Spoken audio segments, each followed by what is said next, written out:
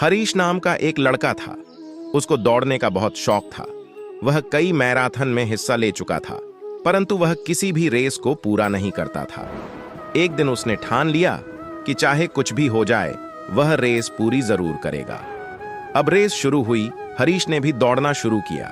धीरे दो सारे धावक आगे निकल रहे थे, मगर अब हरीश थक गया था। वह रुक गया। फिर उसने खुद से बोला, अगर मैं दौड़ नहीं सकता तो कम से कम चल तो सकता हूं। उसने ऐसा ही किया। वह धीरे दो चलने लगा, मगर वह आगे जरूर बढ़ रहा था। अब वह बहुत ज्यादा थक गया था और नीचे गिर पड़ा। उसने खुद को बोला कि वह कैसे भी करके आज दौड़ को पूरी जरूर करेगा। वह जिद करके वापस उठा, लड़खड़ाते हुए आगे बढ़ने लगा और अंततः वह रेस पूरी कर गया। माना कि वह रेस हार चुका था, लेकिन आज उसका विश्वास चरम पर था, क्योंकि आज से पहले रेस को कभी पूरा ही नहीं कर पाया था। वह जमीन पर पड़ा हुआ था, क्योंकि उसके पैरों की मांसपेशियों में बहुत खिंचाव हो चुका था। लेकिन आज वह बहुत खुश था, क्योंकि आज वह हार कर भी जीता था। हरीश की कहानी से हमें यही सीखने को मिलता है कि अगर हम लगातार आगे बढ़ते रहे तो एक दिन हम हार कर भी जीत जाएंगे। छोटे छोटे कदम बढ़ाते जाओ और आगे बढ़ते जाओ, यही सफलता का नियम है। कुछ लोग हमेशा परिस्थितियों को ही दोष देते हैं। ये मोटिवेशनल स्टोरी ऐसी है जिसको सुनकर आपकी आंखें खुल सकती है। काफी समय पहले की बात है दोस्तों। एक आदमी रेगिस्तान में फंस गया था।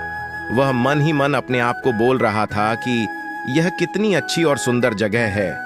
अगर यहाँ पर पानी होता तो यहाँ पर कितने अच्छे अच्छे पेड़ उग रहे होते और यहाँ पर कितने लोग घूमने आना चाहते होंगे। मतलब ब्लेम कर रहा था कि ये होता तो वो होता और वो होता तो शायद ऐसा होता, ऊपर वाला देख रहा था। अब उस इंसान ने सोचा, यहाँ पर पानी नहीं दिख रहा है। उसको थोड़ी देर आगे जाने के बाद उसको एक कुआं दिखाई दिया, जो कि पानी से लबालब भरा हुआ था। काफी देर तक विचार विमर्श करता रहा खुद से। फिर बाद उसको वहां पर एक रस्सी और बाल्टी दिखाई दी।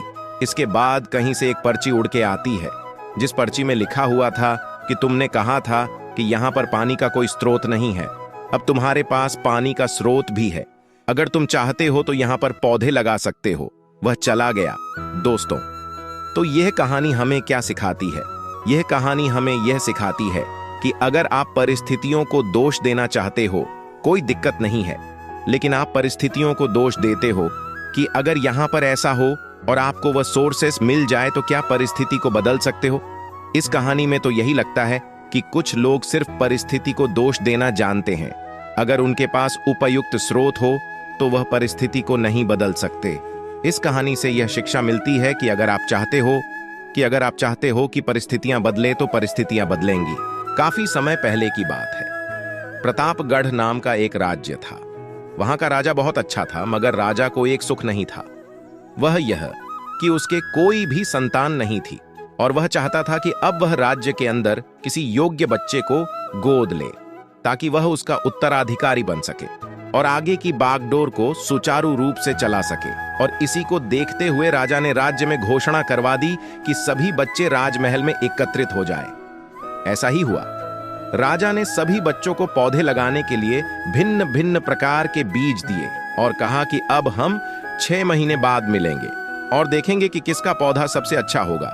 महीना बीत जाने के बाद भी एक बच्चा ऐसा था जिसके गमले में वह बीज अभी तक नहीं फूटा था, लेकिन वह रोज उसकी देखभाल करता था और रोज पौधे को पानी देता था। देखते ही देखते 3 महीने बीत गए। बच्चा परेशान हो गया। तभी उसकी मां ने कहा कि बेटा धैर्य रखो, कुछ बीजों को फलने में ज्यादा वक्त लगता है। और वह पौधे को सींचता रहा। 6 महीने हो गए।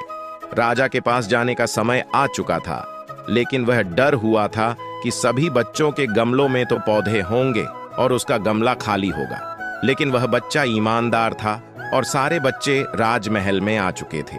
कुछ बच्चे जोश से भरे हुए थे, क्योंकि उनके अंदर राज्य का उत्तराधिकारी बनने की प्रबल लालसा थी। अब राजा ने आदेश दिया। सभी बच्चे अपने अपने गमले दिखाने लगे, मगर एक बच्चा सहमा हुआ था, क्योंकि उसका गमला खाली था। तभी राजा की नजर उस गमले पर गई। उसने पूछा, तुम्हारा गमला तो खाली है?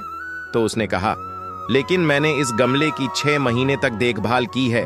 राजा उसकी ईमानदारी से खुश था कि उसका गमला खाली है, फिर भी वह हिम्मत करके यहाँ आ तो गया। सभी बच्चों के गमले देखने के बाद राजा ने उस बच्चे को सभी के सामने बुलाया। बच्चा सहम गया और राजा ने वह गमला सभी को दिखाया। सभी बच्चे जोर से हंसने लगे। राजा ने कहा, शांत हो जाइए, इतने खुश मत होइए। आप सभी के पास जो पौधे हैं वो सब बंजर है। आप चाहे कितनी भी मेहनत कर लें, उनसे कुछ नहीं निकलेगा। लेकिन असली बीज यही था। राजा उसकी ईमानदारी से बेहद खुश हुआ और उस बच्चे को राज्य का उत्तराधिकारी बना दिया गया। लेकिन हमें इस कहानी से क्या सीखने को मिला? मेरे हिसाब से अपने अंदर ईमानदारी का होना बहुत जरूरी है।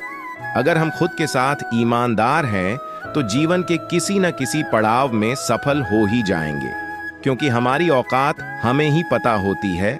हम खुद को पागल बनाकर खुद का ही नुकसान करते हैं।